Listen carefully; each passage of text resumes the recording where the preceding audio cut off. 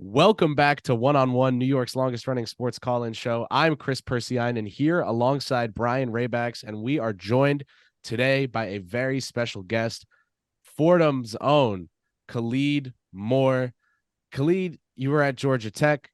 You came to Fordham for your grad year, made a name for yourself in your home city. Not made a name. You had, Malloy days, you had a name, but you Yeah. reaffirmed that with your homecoming.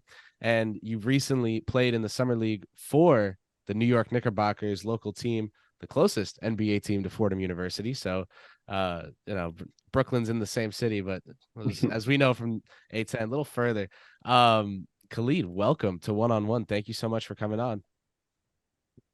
Thank you so much for having me. It's a blessing. So I wanted to start out and ask you right away something that kind of blends both of your basketball experiences in regards to practice. So you practice all year with Coach Keith Urgo. We know him Mhm. well here at WFUV Sports. And we also know that Coach Keith has a level of intensity that he likes in his practices. Mhm. Then you went out to Las Vegas practicing with Dice Yoshimoto. Mhm. What would you say about Coach Urgo's practices best prepared you for the NBA level practices, and what stood out to you as different with the Knicks? I feel like what definitely prepared me was just his energy that he brought to practice every day. Urgo would always be on us to bring the most energy, especially out of me. If anybody wasn't having a good day, it was just getting on me to play with intensity. So that's just the kind of mindset that I went into going into the practices with Dice out with the Knicks. So just playing with intensity, playing hard, playing with that mojo. And I feel like that's what really got me prepared for that. In terms of the difference, I think with the Knicks, really only difference was just like the plays. Like we did a lot of offense going over the plays and defensive plays and stuff like that. So just getting adjusted to playing with the new set of guys, a new team. But in terms of intensity, it was the same thing as when I was playing in the Bronx.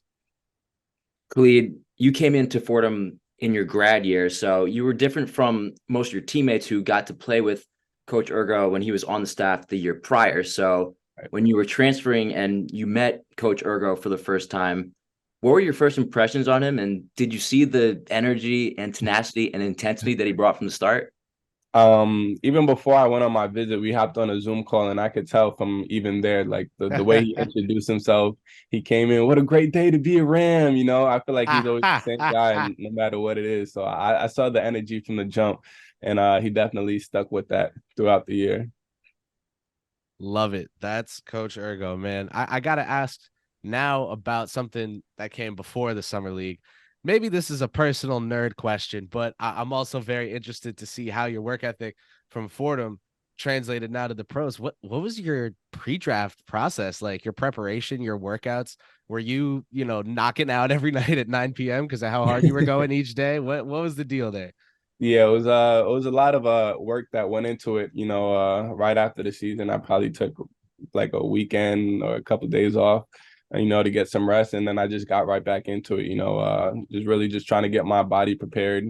Trying to put myself in the best physical shape. So I would wake up early in the morning. Get a good lift in, shoot after that. I would come home, make sure I'm eating good, go back out and shoot and just try and play as much as I could. So it'd really be a all day process of just playing a lot of basketball, getting a lot of shots up, getting a lot of lifts in, and just making sure I'm eating right to make sure I'm in tip top shape and ready for whatever was thrown at me. Reverting back to your college career, you spent 4 years at Georgia Tech before you came to Fordham. And then before that, in high school, you played locally in Queens and grew up in the state of New York. So when you were transferring and you were figuring out where you wanted to go for your fifth year, given that you grew up in New York, how important was it that you finished your collegiate career at the Fordham Rams? And I guess more broadly speaking, in the New York area? Once we were hit with that COVID year and I was blessed with the extra year of eligibility, I kind of had an idea in my mind once I graduated that I was gonna enter the transfer portal. And with that in mind, I was open to a lot of different options, but I really wanted to come back home and play. So I was looking at a lot of New York teams initially, and I feel like Fordham was definitely the best fit for me, and I feel like it definitely worked out. So, you know. I got to pivot right off that, no pun intended, but you're talking about teams from home. Mm.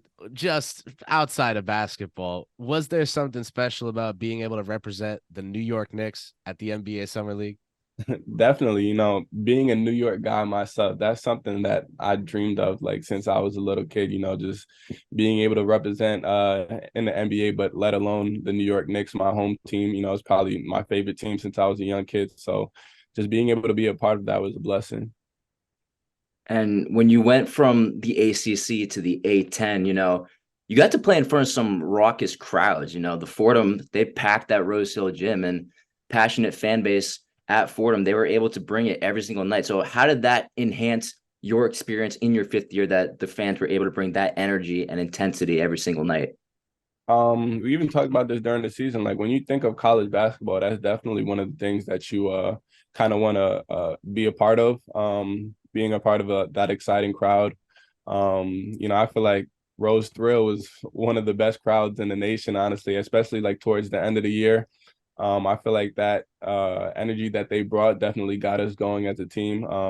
Even when we played in the Barclays, I feel like they packed that out, and even that was like a dream come true when I looked in the crowd and seeing everybody, like all the people out there. So it's definitely a great thing. More Fordham students and alumni came to the student section alone of Barclays than fit Mhm. in Rose Hill Gymnasium. So y'all Yeah, had it was support crazy. It was out crazy. the Yeah. door. Um, yeah, I looked that up back then because I was like, this looks like a lot of people. Yeah. I remember, Tony Reale lifting him up and everything. It was a Crowd crazy surfing. environment. Yep. Crowd surfing. I have to ask, Khalid, you're someone who, to me, in my experience working with you early last season with media, even just talking to you, you seem very sure of yourself in a sense of like, your values, what you need to do, what you love the work, right? Like you seem grounded in that way. Is there a Right. personal philosophy that's followed you from Georgia Tech with Coach Passner to Coach Urgo to now Yoshimoto and back in the day at Malloy? Like, is there one personal philosophy that you really lean on, or is it just a set of approaches you have? Well, one philosophy that I heard from my dad actually was great responsibilities are given to great people. So, I always put in a lot of work to this game. So I feel like just being able to embrace all the responsibilities that I'm given is something that I've worked for. So it's not really anything for me to be pressured by. I feel like if I'm already prepared for it, it's not really anything to be worried about. So that's how I always carry myself, just being confident and being ready for whatever is thrown at me.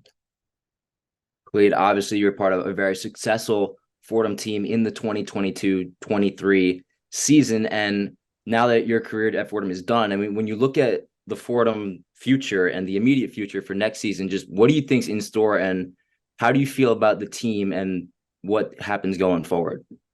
Man, I feel like what we did last year was like just the start for what's really gonna happen to Fordham. I feel like even from the year before that I got there, they kind of started making a turn. But I feel like they got a bright future, honestly. I think they have a lot of good guys, a lot of the young guys, they got the experience from last year and they're only gonna grow and get better. So I'm really excited to see what they have in store for these next years. I got one more coaching question for you before we let you go, but I just see you as a student of the game. So I feel like you're the kind of player to ask this question to. You've been coached by Coach Passner. You've been coached Mhm. by Coach Urgo. You've been coached by Dicey Yoshimoto, who we talked about. And, he was with Anthony Edwards at Georgia. He's seen a lot of young talent in his day. All Is right. there something to you that connects those three coaches in particular, or are they each different in their own way that you were able to learn something from each of them? I feel like all coaches are kind of different in their own way. But one thing that I got from all three of them is just trying to pull the most out of their players. So just I feel like that's what they have that they share in similarities. Perfect, Khalid. I think talent optimization is really big. There's a lot of coaches that want to make certain people fit a certain mold, but I love coaches that are young and creative. And you see guys Definitely. like Hardy in the NBA for the Jazz, like that Yeah, just want to deploy their guys and make the most of them. So I'm really glad you definitely. got those experiences. And that is going to wrap up our interview here. So thank you so much for joining us today. We really appreciate it. And thanks for taking the time. Definitely. Thanks for having me.